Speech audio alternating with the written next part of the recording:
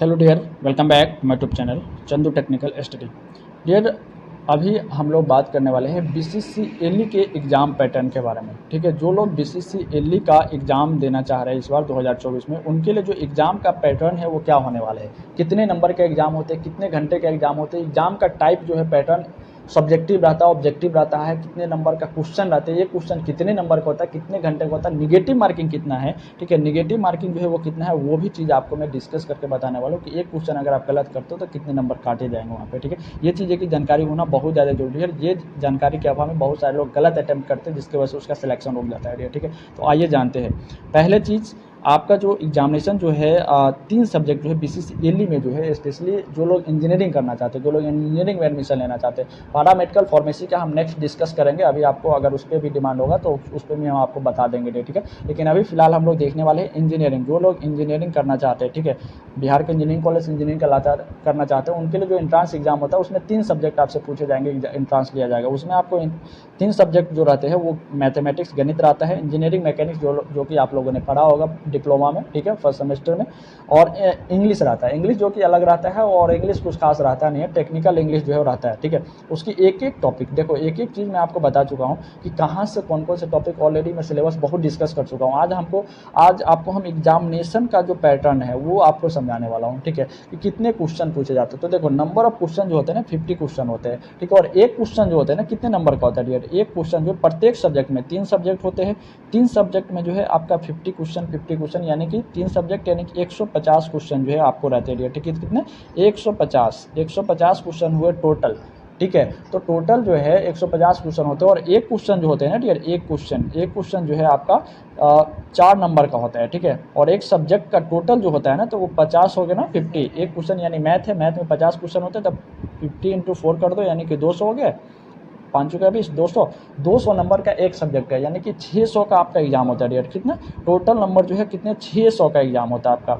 जो बीसीसीएलई का एग्जाम आप देने जाते हो ना, उसमें जो है वो 600 नंबर का एग्जाम होता है डियर। ठीक है, टोटल 600 नंबर का एग्जाम होता है। एक क्वेश्चन जो है वो 4 नंबर का होता है, ये चीज़ आप कंफर्म कर लीजिए। एक क्वेश्चन अगर आप सही करते हो तो आपको 4 नंबर जो है वो दिए जाएंगे डियर। ठीक है, ये चीज़ें जानकारी नहीं होती है बहुत सारे स्टूडेंट को, इसके चक्कर में। और निगेटिव मार्किंग भी, ये चीज़ ध्यान रखना, एग्जामिनेशन में निगेटिव मार्किंग बहुत ज़्यादा इफेक्ट करता है, बहुत ज़्यादा प्रभाव डालता है, उससे आपका सिलेक्शन भी रुकता है, और सिलेबस अगर जानकारी अच्छी है तो आप उससे पास भी कर जाते हो। ठीक है, तो उस चीज़ों का जानकारी होना बहुत ज़्यादा जरूरी है, पहली बात।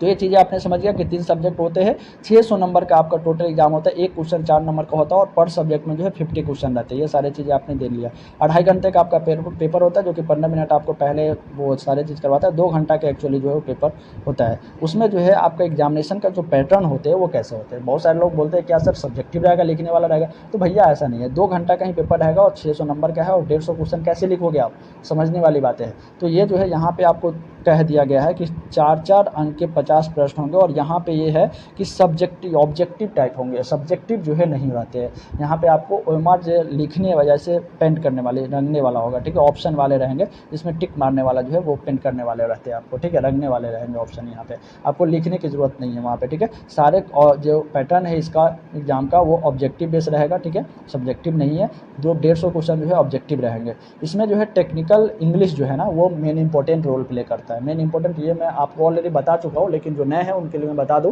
कि इंग्लिश, टेक्निकल इंग्लिश जो है ना वो बहुत ज़्यादा इंपॉर्टेंट रोल प्ले करता है।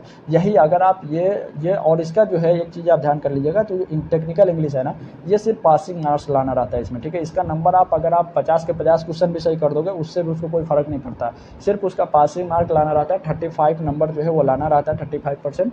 ठीक है, 200 का उतना नंबर आप लाओगे, उसके बाद आप 9वीं लाओगे तो चलेगा। मेन रैंक जो बनता है आपको मैथ और इंजीनियरिंग मैकेनिक्स से बनता है, उसी पे आपको रैंक डिसाइड होता है। ठीक है, इंजीनियरिंग अंग्रेजी जो रहता है, टेक्निकल इंग्लिश, वो सिर्फ और सिर्फ क्वालिफाइंग मार्क्स का रहता है। ठीक है, तो आप, और हाँ, जब तक आप क्वालिफाई नहीं करोगे टेक्निकल इंग्लिश, तब तक आपका ये मैथ और इंजीनियरिंग मैकेनिक्स का जो है आपका नंबर नहीं जुटेगा। आप क्वालिफाई अगर नहीं करोगे तो आपका वो शो ही नहीं करेगा, रैंक कार्ड ही शो नहीं करेगा, डिस्क्वालीफाई कर दिए जाओगे। ठीक है, तो तीनों सब्जेक्ट इंपॉर्टेंट है, लेकिन इंपॉर्टेंट इंग्लिश है, क्योंकि इंग्लिश अगर आप क्वालिफाई नहीं करोगे और मैथ मैकेनिक्स में आप 100 में 100 क्वेश्चन बना दिए तो अभी आपको कोई लाभ होने वाला नहीं है डियर। ठीक है, तो ये चीज़ों को आप ध्यान रखिएगा डियर। ठीक है, और नेगेटिव मार्किंग कितनी है डियर, तो देखो यहाँ पे प्रत्येक खंड में 4-4 अंक के 50 प्रश्न होंगे, यानी तीनों सब्जेक्ट में 50-50 अंक होंगे।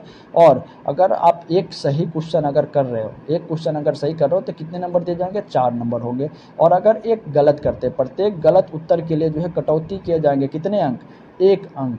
1 अंक जो है वो कटौती, 1 अंक यानी 1 नंबर जो है वो सही करोगे तो 4 और गलती करोगे तो 1 नंबर काटे जाएंगे। अब नेगेटिव मार्किंग पे स्पेशल हम जो है कितना है, कितना करेंगे नहीं करेंगे, वो सब एग्जाम के टाइम में आपको बताएंगे। अभी उसकी कोई ज़रूरत नहीं, अभी आप सिर्फ मेहनत करो, जो ही है सिलेबस के अकॉर्डिंग आपकी पढ़ाई करनी है। और पढ़ाई कहाँ से करनी है? तो आपको कहीं जाने की ज़रूरत नहीं है, आपको इसी चैनल के माध्यम से आप प्ले लिस्ट में जाओ। प्ले लिस्ट आपको सभी लोग जानते हैं यूट्यूब के प्ले लिस्ट कहाँ होता है। हमारे चैनल पर आप जाओ, वहाँ के चंदू टेक्निकल स्टडी पे वहाँ पे आपको एक प्ले लिस्ट मिल जाएगा।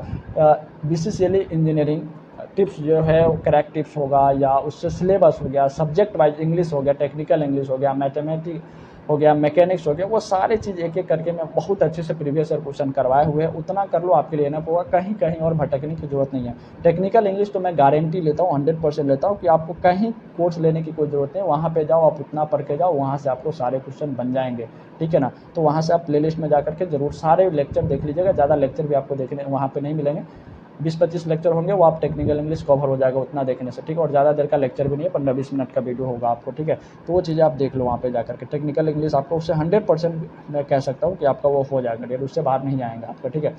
बाकी अगर कोई भी क्वेरी रह जाता है तो आप हमारे कमेंट कीजिए, आपका मैं जवाब देने की पूरी कोशिश करूँगा डियर, ठीक है। चैनल पे नए हैं तो चैनल को सब्सक्राइब कर लीजिएगा, ताकि जो भी इन्फॉर्मेशन BCCLE की तरफ से आए, बोर्ड की तरफ से आए, वो सारे इन्फॉर्मेशन सबसे पहले आप तक मिल पाए। तो उसके लिए चैनल को सब्सक्राइब करके बेल आइकन को तो जरूर दबा लीजिएगा। चलिए मिलते हैं फिर नेक्स्ट वीडियो में। Thank you, best of luck.